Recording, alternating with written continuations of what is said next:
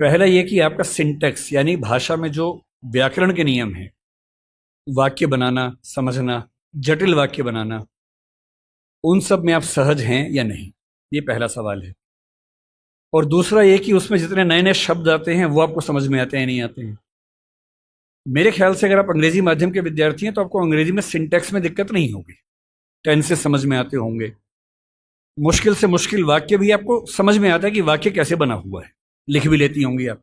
मेरे अनुमान से आपकी दिक्कत ज़्यादा इसलिए है कि शब्द इतने सारे नए अचानक आ रहे होंगे कि उन सबको समझ पाना मुश्किल होता होगा।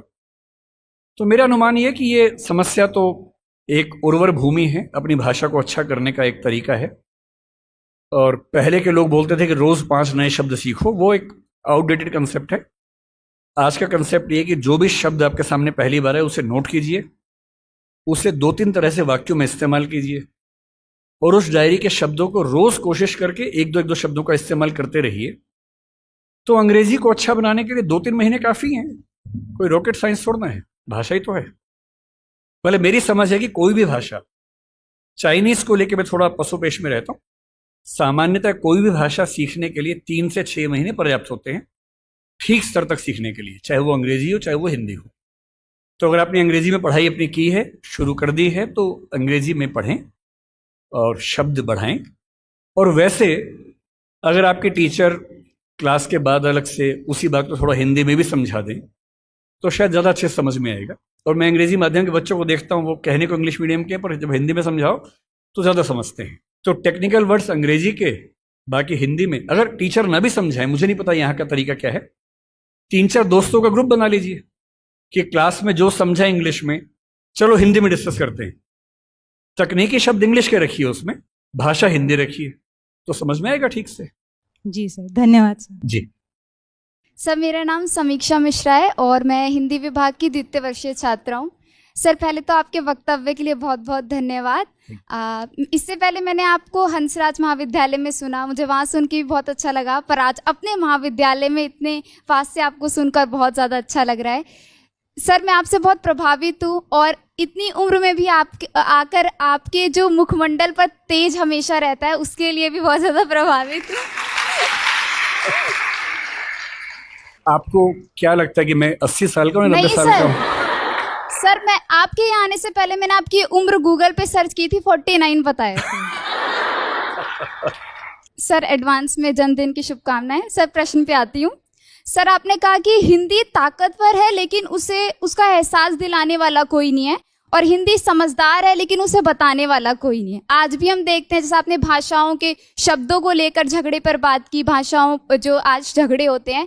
सर, आज एक ऐसा ही झगड़ा उठा है, थोड़ा राजनीतिक पक्ष है, लेकिन मैं जानना चाहूँगी आपके विचार कि आज भारत है और इंडिया शब्द है, इसको लेकर बड़ा विवाद छिड़ रहा है, और जो मीडिया है वो इस पर बड़ा मिर्च मसाला लगा के बताती है कि सरकार से पूछती है कि ये जनता जानना चाहती है, बल्कि जनता दोनों नामों में सुखी है।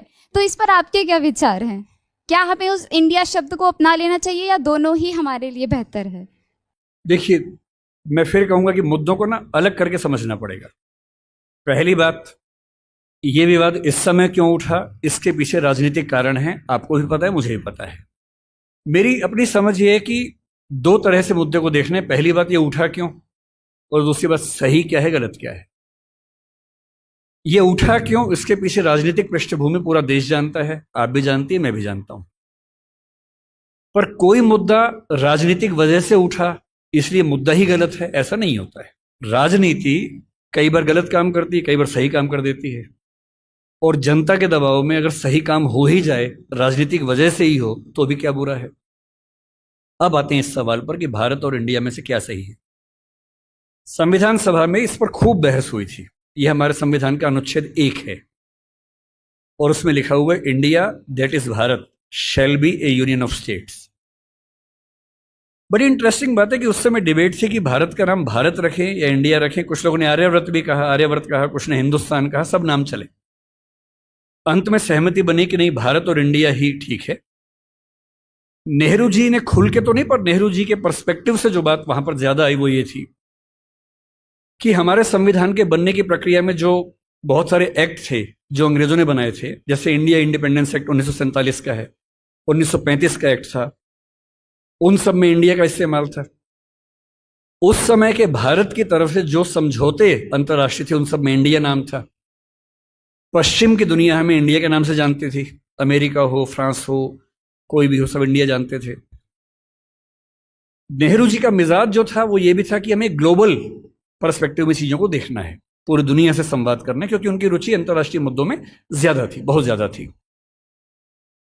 मेरे ख्याल से इन सब वजहों से तय हुआ कि हम अपना नाम इंडिया रखेंगे, पर इंडिया के बराबर महत्व भारत का भी रहेगा। तो लिखा गया इंडिया दैट इज भारत।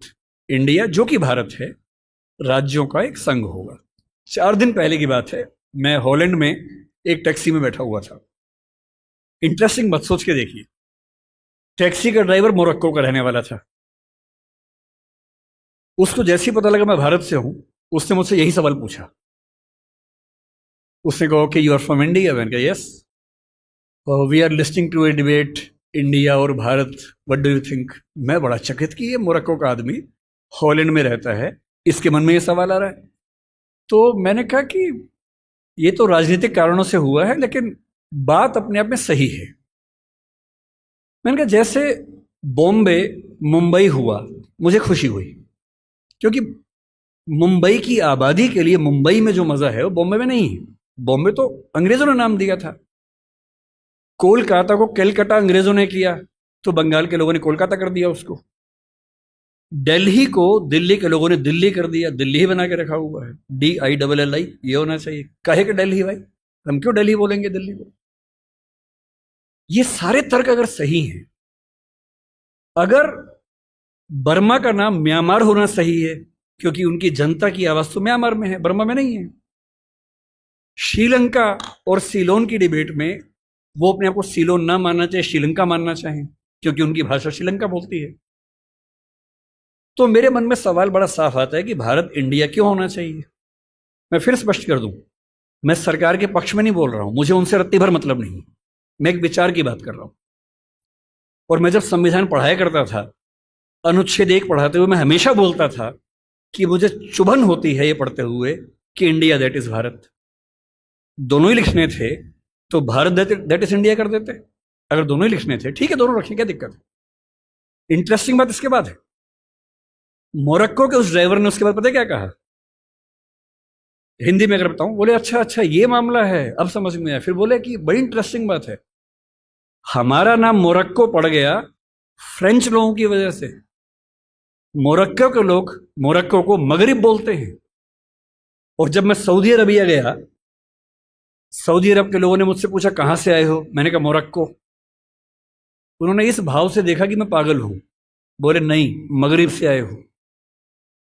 अगर मगरिब की आबादी खुद को मगरिब कह के खुश है, तो उसे फ्रेंच लोगों की वजह से मोरक्को क्यों कहा जाए? इंडिया शब्द वेस्ट ने दिया और बुरे भाव से दिया। उनकी नजर में इंडियन होने का मतलब है बहुत पिछड़ा हुआ होना, रेड इंडियंस, वेस्ट इंडियंस। तो आज ये क्यों हुआ? मैं समझता हूं कि राजनीतिक निहितार्थ है, और उस राजनीति में मेरी रुचि जरा सी भी नहीं है। लेकिन ये आज हो या कभी भी हो, मैं इस पक्ष में हूं कि देश का नाम देश की भाषा में होना चाहिए, और देश की भाषा भारत के पक्ष में है।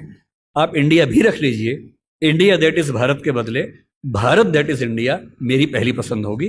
मुझे इंडिया से दिक्कत नहीं है, पर भारत मेरी पहली मोहब्बत है।